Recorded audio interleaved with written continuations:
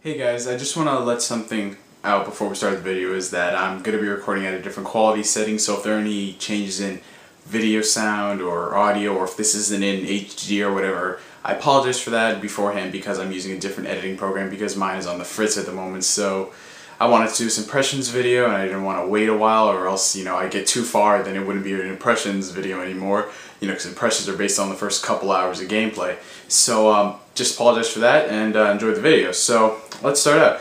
These are going to be my impressions on Kingdom Hearts Birth by Sleep for the PlayStation Portable. I just picked this up today, actually. Right now it's damn near 3 AM, so if you're still awake when you're watching this, tell me about that. So now this game has been in development for a good long while, ever since that announcement trailer at the end of Kingdom Hearts 2 in 2005 in Japan, of course. Everyone's been wondering, the next Kingdom Hearts game, and then it's been delayed so many times that, some people have given up hope. I gave up hope for a good 2 years, but as more gameplay was released, I got back into it. A lot of notable things about Kingdom Hearts Birth by Sleep that is different from the Kingdom Hearts genre as a whole is that, well, the thing is with the Kingdom Hearts games is it's different every single game. From Kingdom Hearts 1 to 2, Chain of Memories, 358, and now Birth by Sleep, it's always different. It's a different style of gameplay. They still retain the same elements that you would do. You got your basic attacks, the basic RPG attacks like fire, ice, water, thunder, yada yada. But, as each game goes on, you get different things. Now, one big thing that plays a huge factor in the game's combat is called the command deck. Now, when we first heard about a command deck back, I think, 2008, Nomura said you'll be using a deck. Now, when people thought of the word deck and, using that combat, they automatically thought of, yeah, they thought of that, guys. It's pretty sad to believe, but yeah, because most gamers, Kingdom Hearts Chain of Memories really wasn't our favorite Kingdom Hearts game because it was just such a big departure from the mainstream style of combat. So I can never get into that style of gameplay. But the thing is, Kingdom Hearts Birth by Sleep, its gameplay is essentially like the console versions, which is where I draw some criticisms, but I'll explain on that later in the video. So my first impressions on the story of it, well, for any of you guys who aren't really familiar with Kingdom Hearts, this story is set around 10 years before the main plot of Kingdom Hearts 1, with the protagonist Sora, Riku, Kairi.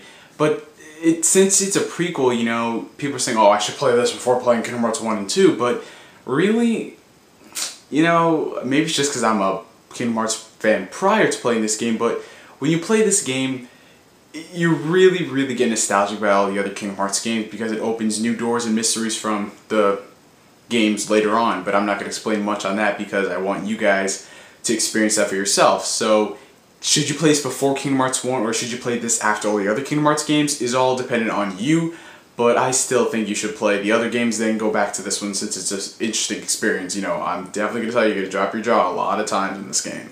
So, the story is based around the three main characters, which is Terra, Aqua, and Ven.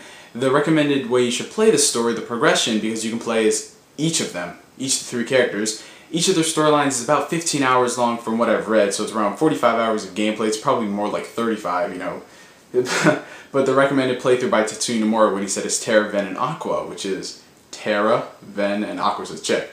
They're really annoying English dub voice. Terra and Ven, they're fine.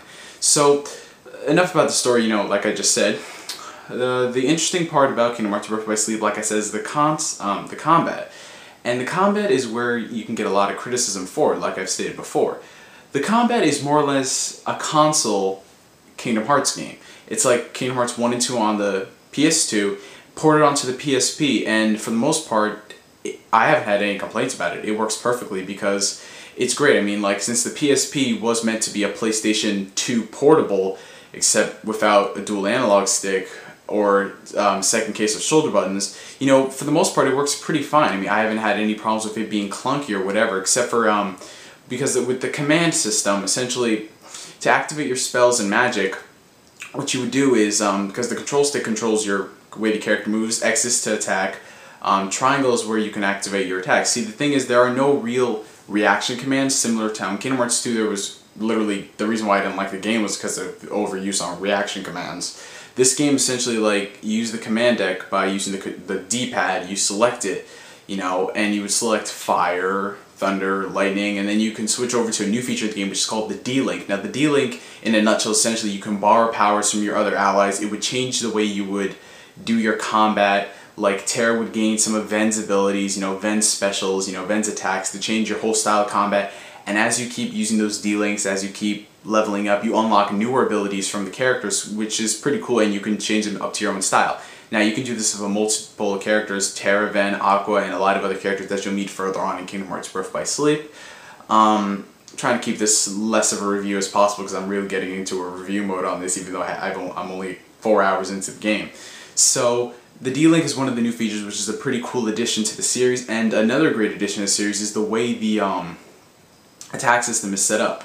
You see like how you got all your special attacks, one new feature which I essentially call the ultimate mode, where if you deal a certain amount of damage using either physical attacks or elemental attacks, you go into this ultimate mode, where if you did a lot of damage using physical attacks, you know, your physical powers increase, you're faster, you do these special, you know, over-the-top God of War reminiscent moves. And the same thing for the elemental attacks, you know, and it all depends on what type of element you're using. Like if you use the Blizzard element, you would go into a diamond mode where you have all these super insane ice powers over the top, and it's the same thing for fire.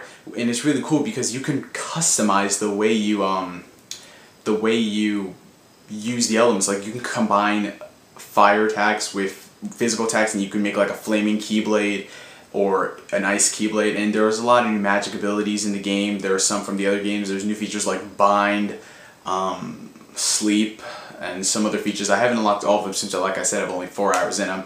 I'm right at the part where, spoiler if you don't want to hear anything, where Terra, Ven, and Aqua had their first falling out, like after the whole Aqua revealed that she was spying on Terra. I'm right at there. I'm going to continue on later in the game after I do this video.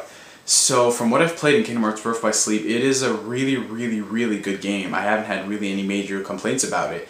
I think that the combat system is great. It's a great PSP version of it. No real details. And the camera's great using the L and R as your cameras. But it does kind of get a bit gimmicky because, not gimmicky, clunky, like I said, with the L and R buttons, because while they control your camera, you'd have to press them both at the same time to lock onto your enemy. And there's this other attack where it's essentially you can target all the enemies and do like the super attack, and you have to press that, but it became a bit too, like, you know, clunky. Like you try to press this to lock on, but then you're holding it, and then you go into the attack mode. It's like, ugh, you know. But Birth by Sleep, definitely recommend it for anybody who has a PSP. It's definitely going to be one of the best PSP games this year and of all time. I mean, right now the top 3 PSP games so far, in my opinion, are God of War, Ghost of Sparta. If you guys haven't played that, the game is going to own.